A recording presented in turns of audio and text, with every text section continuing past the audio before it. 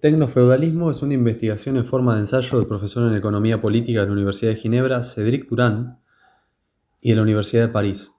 La tesis del libro es que con la digitalización del mundo se produce una regresión política y económica, aunque parezca a simple vista que el avance es global.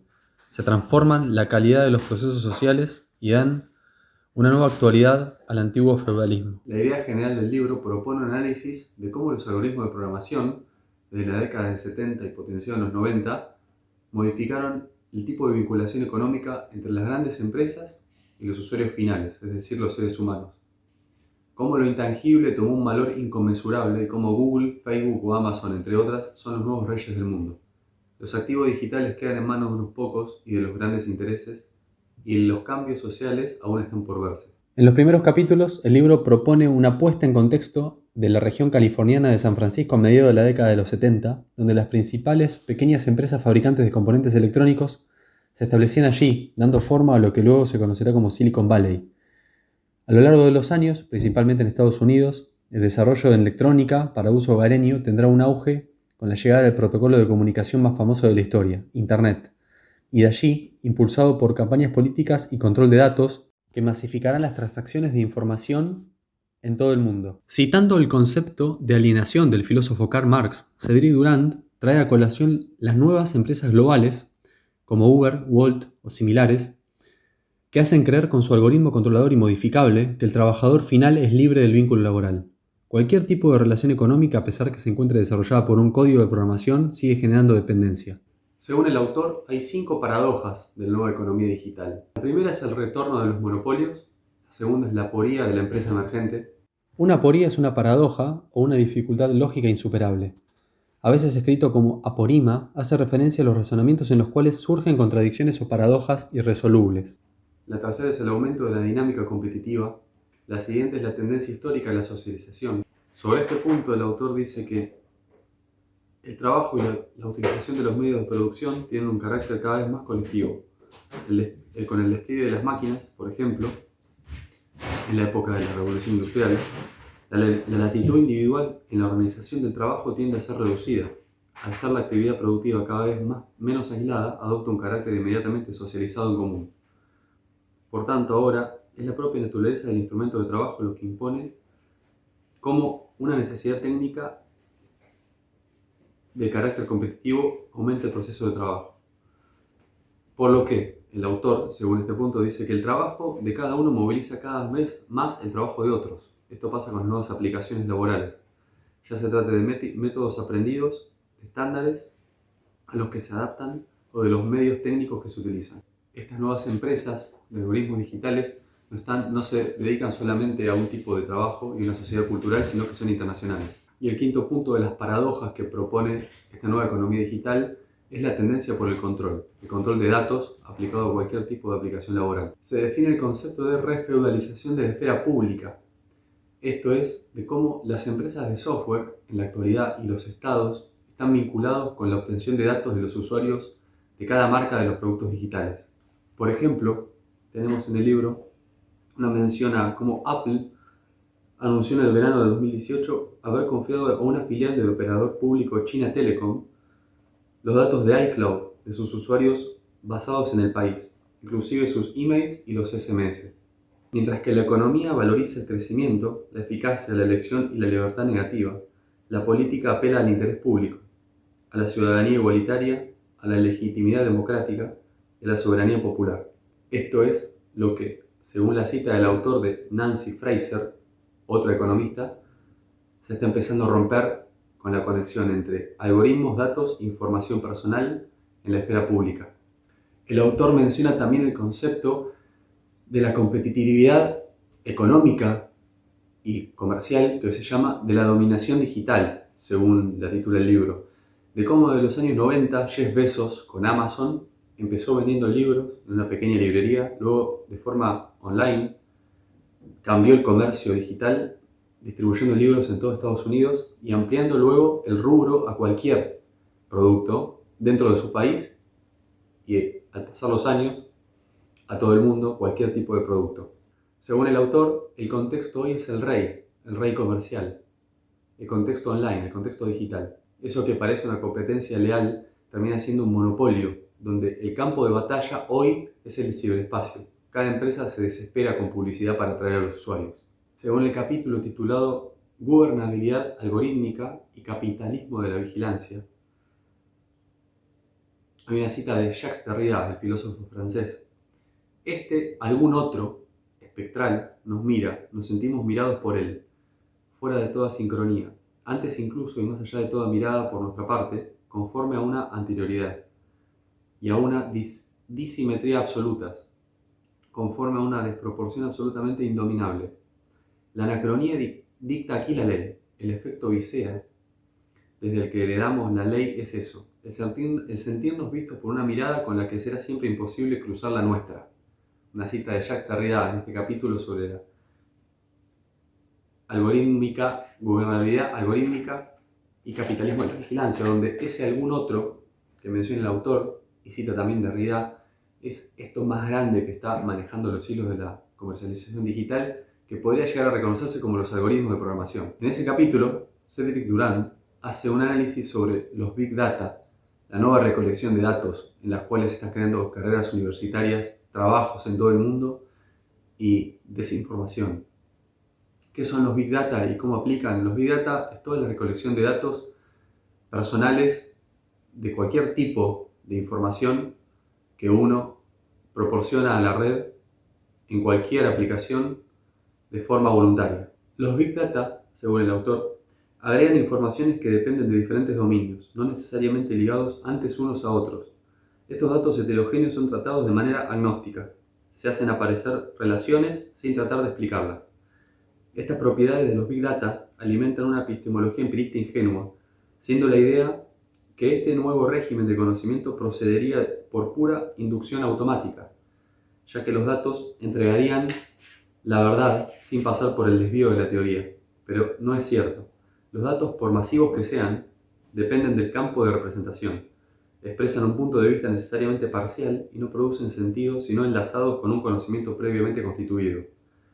Un dato vacío no significa nada, no son inocentes, contienen teoría, cristalizada en los algoritmos que los organizan, sabiendo que la búsqueda de regularidad que los gobierna presupone la construcción de hipótesis. Los Big Data están lastrados de sesgos sociales y de relaciones de dominación. Los programas de inteligencia artificial no se contentan con reflejar las desigualdades raciales o de género incrustadas en las instituciones y las relaciones de poder, sino que pueden contribuir a amplificarlas. Los individuos son tomados en absoluto, en la complejidad de sus múltiples determinaciones, pero también desarticulados, reducidos a series de medidas que los encierran en posibilidades probabilísticas. En el libro también se menciona, a colación de los Big Data, un concepto del Big Other, que se conoce como el gran otro, ese gran otro que también mencionaba Derrida, que es esa construcción que es más grande que uno mismo, que uno no sabe de dónde viene y no lo puede mirar, que conoce más a uno mismo que uno mismo y que utiliza esa información en beneficio propio. Ese Big Other, gran otro, que absorbe todos los datos que le concedemos, llega a conocernos mejor que nosotros mismos. Explora todo, desde los detalles de nuestras correspondencias tras los movimientos en nuestro dormitorio, pasando por el inventario de nuestros consumos. Por el sesgo de experimentaciones masivas en línea, aprende a guiar nuestras acciones y termina por encarnar un nuevo género de totalitarismo. Allí donde el totalitarismo del siglo XX operaba por la violencia, este nuevo poder, calificado por Zuboff, que es otro autor, de instrumentalista, opera por la modificación del comportamiento. Uno se modifica en base a lo que ve y a lo que proporciona en la red, donde estamos todos conectados. Internet es tomado como un laboratorio experimental para cualquier interacción, y lo vimos en la pandemia. El autor toma el ejemplo de Amazon y la lógica de la recomendación, a la que llama la personalización de la experiencia, de cómo uno, en base a su propio perfil creado en una aplicación, termina creyendo que todo está preparado para uno mismo. Y lo está. Amazon.com construyó una tienda adaptada a cada cliente. Cada persona que acude a Amazon ve el sitio de diferente manera, porque este está personalizado en función de sus intereses. Esto está programado. Es como si uno entrara a una tienda y todos los estantes comenzaran a reordenarse para que uno sea susceptible de querer comprar eso se ponga de manifiesto y a la inversa, lo que probablemente no le interesa sea retirado. En función del contexto presente y de su comportamiento pasado, el sistema de recomendación de Amazon.com selecciona un pequeño número de artículos que a uno le pueden llegar a interesar. Las nuevas aplicaciones digitales, que ya no son tan nuevas, generan una relación entre el comportamiento psicológico, emocional y susceptivo de cada individuo con el comportamiento productivo de otras empresas, que aprovechan esa información y esas susceptibilidades que todos los seres humanos tenemos para utilizarlas en beneficio propio. El método del test and learn, que significa probar y aprender, se convierte en la norma en los ciclos de innovación en un entorno digital, donde las plataformas ofrecen a terceras empresas las herramientas para llevar a cabo sus propios tests en línea. ¿Debe uno inquietarse por todos estos nuevos métodos? Una experiencia llevada a cabo en Facebook en el curso de la semana del 11 al 18 de enero del 2012 abrió el debate. Intentaba saber si los fenómenos de contagio emocional, por otra parte estudiados en psicología social, se encuentran en el contexto de las redes sociales. Los resultados estuvieron de conformidad con la hipótesis. Las personas con una menor cantidad de me gusta en su muro, en el feed, utilizaron un mayor porcentaje de palabras negativas y uno más pequeño de positivas en la actualización de sus estados. El movimiento inverso se observó para aquellos cuya cantidad de me enoja había disminuido. Por cierto, el impacto medido es bastante bajo, una variación del 0,1%, pero de todos modos esto indica que centenares de miles de emociones expresadas cada día pueden ser alteradas por tales procedimientos de filtrado. En otras palabras, existe una palanca mediante la cual Facebook puede juzgar y jugar sobre el compromiso de los individuos. Favorecer los contenidos cargados emocionalmente tiende a incrementar la producción de contenido, lo que significa que la firma tiene interés en expresar de manera histérica la selección de los contenidos para aumentar la implicación de sus usuarios. Cada plataforma se robustece en la relación que hay técnica entre el protocolo de comunicación HTTP y la información que proporciona la plataforma por intermedio de una API, que es una aplicación de interfaz intermedia. El concepto inicial de World Wide Web, el WWW de Internet, era un protocolo abierto sin intermediación. Hoy las aplicaciones tienen una intermediación entre el protocolo que utiliza la computadora para comunicarse y la información que proporciona la aplicación. En el libro se expone un capítulo llamado Cómo automatizar el control social, relacionado entre cómo un algoritmo puede llegar a, como una máquina física, preparar cada paso de los vínculos sociales de forma automática. El ejemplo que pone es algo claro, que es cierto, de cómo un vendedor humano puede ser totalmente subjetivo y relativo y comportarse por sus propios intereses. En cambio, los mecanismos de puntuaciones que se utilizan en aplicaciones como Amazon, Mercado Libre en Argentina y en Latinoamérica, o cualquier tipo de página de ese tipo, puntúan al usuario, en este caso al vendedor, para crecimiento en su propia cuenta o para decrecimiento. Y ahí ya no hay ningún tipo de subjetividad, sino que son los mismos usuarios y compradores y vendedores que participan en el intercambio los que facilitan que la transacción sea segura. eBay fue el primero que encontró la solución, un sistema de reputación fundado en la evaluación mutua de los agentes. Los usuarios son invitados a dejar una evaluación positiva, negativa o neutra a propósito de los otros. Estas señales son luego agregadas y traducidas a un puntaje y en un índice de opinión positivo. Compradores y vendedores también pueden redactar comentarios públicos. Esas herramientas de feedback sobre la calidad del intercambio afectan a las partes, más allá de la transacción involucrada. Facilita la confianza pese al anonimato. El autor llega a esta conclusión, que dice que la acumulación de las opiniones de la multitud produce un juicio social inmanente, una reputación en la cual participan todos los individuos y que les es directamente aplicada. Desde este lugar llega a la conclusión, luego de ver cómo se comportan estas aplicaciones y estos sistemas de reputación, a cómo son utilizados por los gobiernos, como por ejemplo China. Para captar los desafíos en tales prácticas no basta con volver la mirada hacia China. En efecto, las autoridades de Pekín tuvieron la ambición de desplegar un sistema de crédito social, desarrollado en 2013. El programa fue oficialmente lanzado y la consigna fue valorizar la sinceridad y castigar la insinceridad. Este programa recurre al aliento para preservar la confianza y la coerción para limitar la pérdida de confianza, según el gobierno chino. ¿En qué se basa este sistema? Es justamente lo que hacen las aplicaciones de conversación digital, que todas las personas opinen y den una evolución sobre el comportamiento de los demás.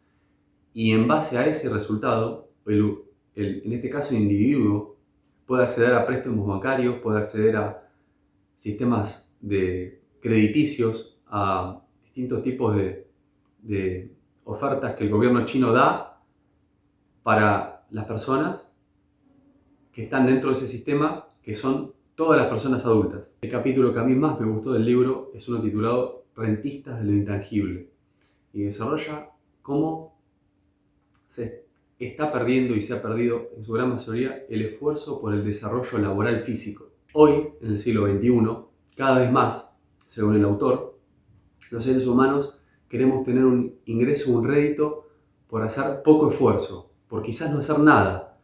Esto es algo básico en teoría económica e histórico en el rubro de inversiones, pero hoy se estudia.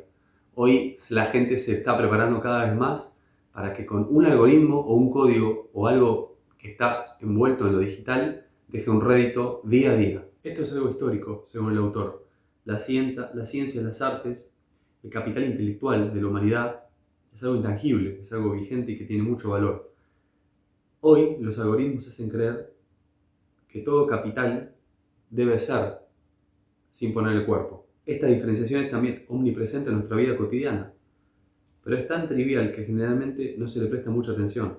Es evidente que para hacer una vinagreta se necesita la receta, lo intangible, como los ingredientes, lo tangible. En otras palabras y en pocas palabras, según el autor, intangibles y tangibles no son nada uno sin el otro. El hecho de que deban estar combinados para producir efectos útiles es una verdad inmune al paso del tiempo. En este capítulo el autor menciona lo que para él es una disociación del proceso laboral, una disociación de lo que hablábamos antes, que es entre el esfuerzo físico de lo que implica el concepto de trabajo y lo que un algoritmo hace creer a un usuario utilizando todos los mecanismos psicológicos y emocionales para la creación de nuevos bienes económicos. Las tecnologías de la información posibilitaron ese nuevo condicionamiento productivo. Son ellas las que permiten hacer viajar las capacidades gerenciales y las especificaciones técnicas. Pero el impulso y el origen de este movimiento no es tecnológico, sino que es económico. ¿Qué significa esto? Las empresas no buscan usar los datos en beneficio técnico y en beneficio de crecimiento humano, sino en crecimiento económico. Es puramente económico el uso de los algoritmos en el uso gerencial de los datos. Una mención del autor, un ejemplo de Walmart, la empresa de Estados Unidos. En el caso de las relaciones entre Walmart y sus subcontratistas, la ventaja de Walmart es aplastante. La firma Bentonville, Arkansas, recoge los datos de las actividades de sus 245 millones de clientes a razón de 1 millón de transacciones por hora. Estas se agregan a los datos logísticos y operativos de más de 17.500 proveedores, quienes pueden mejorar sus operaciones accediendo a los datos de los puntos de venta que atañen a sus propios productos.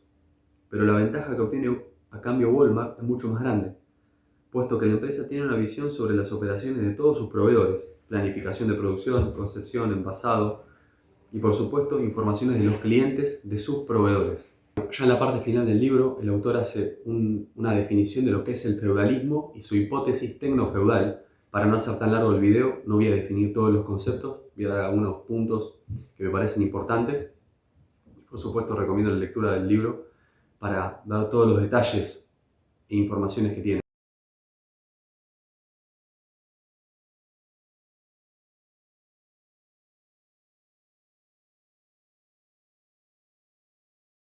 Un punto importante que tiene el libro son las notas al pie de página de cada capítulo, de cada información, casi de cada párrafo, donde el autor en esta investigación, porque no es solo un libro informativo, es toda una investigación económica, social, política y filosófica sobre el tema de la nueva economía digital. El autor pone todo el tiempo las fuentes de las que sacan información, no solo su información propia, sino de otros autores, filósofos, economistas, citas de investigaciones de diarios, libros, todo está puesto en cada capítulo y uno puede ir a esas fuentes y seguir informándose y seguir entendiendo de dónde el autor saca esa información para poder crear este ensayo informativo y esta investigación enorme que ha hecho. Las notas me parecieron al pie de página y esas citas bibliográficas me parecieron necesarias y excelentes. Otra mención importante a decir es la edición de la editorial, que es una editorial argentina que se llama La Cebra, que me pareció muy buena, donde la organización de los capítulos está muy bien armada, prolija, donde las hojas son la verdad que muy amenas para la lectura,